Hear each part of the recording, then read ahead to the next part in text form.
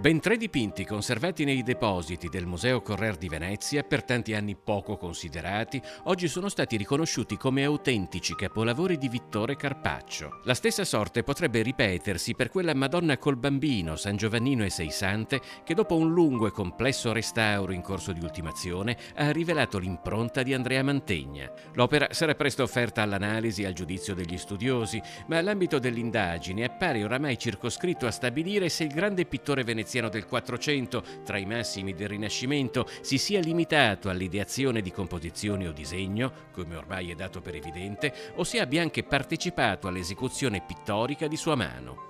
Appartenuto alla collezione lasciata alla città da Teodoro Correr nel 1830, il piccolo dipinto su tavola presenta una scena identica a un dipinto conservato a Boston e attribuito al Mantegna già nelle celebri collezioni mantovane dei Gonzaga. Le risposte si contagiungeranno dalla collaborazione delle fondazioni Musei Civici e Ghirardi col concorso della Soprintendenza Archeologica e Belle Arti per il Comune di Venezia e Laguna. L'anno prossimo il dipinto sarà iconico oggetto di iniziative espositive, di ricerca e di confronto.